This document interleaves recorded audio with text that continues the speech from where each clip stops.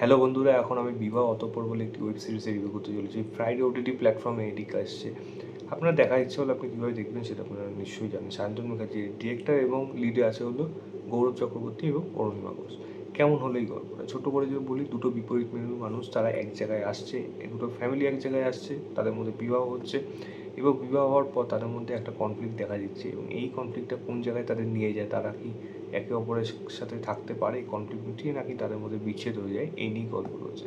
তো বেসিক্যালি এর ফরম্যাটটা যেরকম ধরনের করা হয়, বেসিক্যালি তা এই ধরনের কাজ বাংলাদেশের নাটকে হয়ে থাকে, যেখানে গল্প চিত্রনাট্য লেভেলে সেরকম কিচ্ছু থাকে না, জাস্ট পারফরমেন্স থাকে, মোমেন্ট থাকে, গান থাকে এবং লাস্টে গিয়ে হয় একটা দারুণ মুহূর্ত থাকে দুজনের মধ্যে অনস্ক্রিন কেমিস্ট্রিতে, অথবা সেখানে একটা ট্র্যাজিক এন্ড থাকে। এই গল্পটার মধ্যেও কিন্তু সেরকমই ফরম্যাট নিয়ে আসা হয়েছে, কিন্তু এটা ওয়েব সিরিজের ফরম্যাটে। কিন্তু ওয়েব সিরিজের মেন জিনিস হলো আপনার কিন্তু ক্যারেক্টার ড্রিভেন কাজ হওয়া খুব বেশি ইম্পর্টেন্ট। প্লট তো ডেফিনেটলি থাকে এবং কিছু কিছু কাজ থাকে যেগুলো most of the time web সিরিজে হয়ে থাকে ক্যারেক্টার ড্রিভেন। এখানে এক একটা ক্যারেক্টার যেরকমভাবে লেখা হয়েছে খুবই বাজেভাবে, মানে এগুলো পরিষ্কার বোঝা যাচ্ছে এগুলো সিরিয়াল প্রো ম্যাক্স, মানে যারা সিরিয়াল দেখে তাদের এই ধরনের কাজ ভালো লাগবে। যেরকম ড্রামা এখানে ওয়ার্ক করাচ্ছে, মানে হচ্ছে না ড্রামা, সেরকমই কমিক পাঞ্চ হচ্ছে এবং সেরকমই মানে লাভ মুভমেন্টস হোক বা যাই হোক, অনস্ক্রিন কেমিস্ট্রি যাই বলবেন আপনার এগুলো, বা ফ্যামিলি বন্ডিং যা দেখানো হচ্ছে, পরিষ্কার বুঝতে পারবেন যারা সিরিয়াল পছন্দ করে তাদের এই ধরনের কাজ, এই কাজটা দেখতে ভালো লাগবে। আদারওয়াইজ আমি তো এই ধরনের অডিয়েন্স না, একেবারেই না। এবং এক একটা সিন যেরকমভাবে এখানে রাখা হয়েছে, একটা সিন থেকে আরেকটা সিন যেতে গিয়ে আপনার মনে হবে যে এখানে অনেক বড় অনেক কিছু মুভমেন্ট আছে, অনেকগুলো সময়, অনেকগুলো ঘটনা রয়েছে যেগুলো কিন্তু আমরা দেখতে পেলাম না, যেগুলো ইম্পর্টেন্ট ছিল গল্পের ক্ষেত্রে বা এই ক্যারেক্টারগুলোর প্রয়োজন, সেগুলো কিন্তু এখানে দেখতে পাওয়া যায় না, যার জন্য সে দেখতে খুব অড লাগে বা মনে হয় স্টেপ জাম্প করে একটা জার্ক ফিল হয় স্ক্রিন প্লের মধ্যে, যেটা কিন্তু এখানে কিন্তু পরিষ্কার হয়ে যাচ্ছে। অন স্ক্রিন কেমিস্ট্রি যদি বলি, পারফরমেন্স দেখুন কারোর আমার এখানে সেরকম ভালো লাগেনি। তো সেই ধরনের মানে এরকম ধরনের পারফরমেন্স দেখার জন্য আমি অ্যাটলিস্ট, মানে আমি এই অডিয়েন্স না। এবং যেটা আমি বলবো যে এদের অনস্ক্রিন কেমিস্ট্রি সেটাও যে ভালোভাবে বিল্ড আপ হলো, যেভাবে গল্পে আসলো সেটাকে মেনটেন করলো, তাদের মধ্যে দূরত্ব তৈরি হচ্ছে, ইমোশনাল মুভমেন্ট একটা জায়গায় এখানে ওয়ার্ক করে না।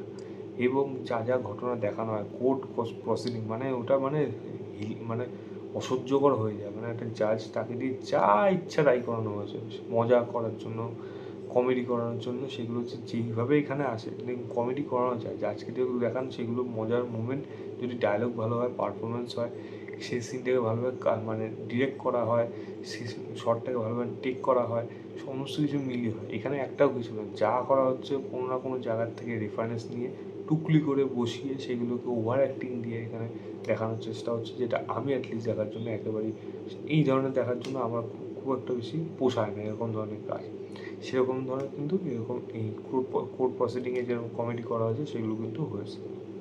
শুরু থেকে শেষ অবধি কাজটা কোনো জায়গায় কিন্তু আপনাকে জুড়তে পারবেন না, কী হবে আপনি অলরেডি জেনে বসে আছেন, যে সময়ের অপেক্ষা কখন এটাকে শেষ হবে।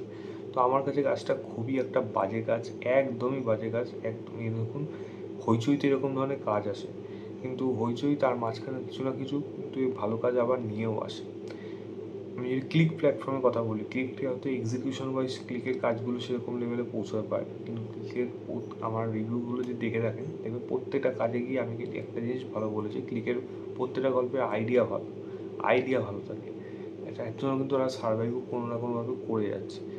এই ধরনের কাজ এনে কিন্তু এই ফ্রাইডে ওটিটি প্ল্যাটফর্মে কিন্তু খুব একটা বেশি সার্ভাইভ করা কিন্তু সম্ভব না, কন্টেন্ট ভালো হতে হবে, নাহলে কিন্তু এই ধরনের কাজ আনা অ্যাটলিস্ট কোনোভাবে কারোর পক্ষে সম্ভব হয়ে ওঠে না। ওটিটি হিসাবে হয়েছে অনেক সাবস্ক্রিপশন গেইন করেছে এরকম ধরনের কাজ এনে, কিন্তু তবুও বলবো এটা মানে কোয়ালিটি ম্যাটার করে না, তো কোয়ালিটি কিন্তু কোনোভাবে সম্ভব না এইভাবে এই ধরনের কন্টেন্ট এনে সেগুলোকে সার্ভাইভ করা, অ্যাটলিস্ট আমার মনে হয়েছে। প্রচুর ভুলভ্রান্তি রয়েছে কাজটার মধ্যে, যেগুলো উঠে আসে, মানে যা ইচ্ছা তাই হয়ে চলেছে, আপনি মানে এটা বুঝতেই পারবেন যে এটা খুবই বাজেভাবে মানে করার কথা করে দিয়েছে অভিনেতা। আমি গৌরব চক্রবর্তীর কথা বলি, সেই ধরনের কাজ করছে, জাস্ট মানে তাকে সার্ভাইভ করতে হবে তার জন্য করছে, আদারওয়াইজ খুব বাজে ব্যাপার এই ধরনের কাজ। দেখুন, যদি কিছু ভালো আমি দেখে থাকি তাহলে পলিটিক্যাল খোঁচাগুলো দিয়ে যেরকমভাবে ওই করা হয়েছে সেইগুলোই জাস্ট মন্দের মধ্যে দিয়ে ভালো, আদারওয়াইজ কিন্তু এই কাজটার মধ্যে কিচ্ছু ভালো জিনিস নেই, যা ইচ্ছা তাই হয়েছে গল্পটার মধ্যে। আপনার দেখা ইচ্ছে হলে দেখুন, রেটিং ফেটিং জিজ্ঞেস করবেন না, এগুলো রেটিংয়ের ঊর্ধ্বে থাকে, জাস্ট কিছু কন্টেন্ট না থাকলে তখন এগুলো সহ্য করতে হয়। তাই এনিওয়েজ এটাই ছিল আমার ওভারঅল রিভিউ। বিবাহ অতঃপর বলে ওয়েব সিরিজটা ভিডিওটা ভালো লাগে লাইক শেয়ার চ্যানেলটাকে অবশ্যই সাবস্ক্রাইব করুন বাই।